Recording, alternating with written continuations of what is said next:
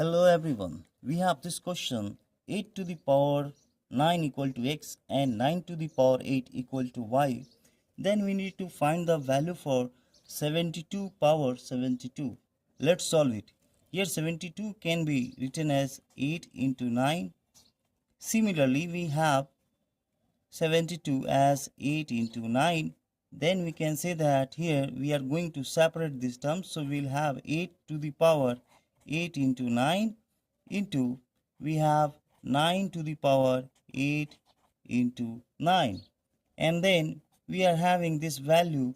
We can write this one as 8 to the power 9 and there is a power here 8 multiply. Here we have 9 to the power 8 and here power 9. Just I put this one in this format. So we have 8 to the power 9 as here 7x and x to the power 8, and here we have 9 to the power 8, that is here y. So here y power 9. So this is the answer. Thank you so much for watching. Bye bye.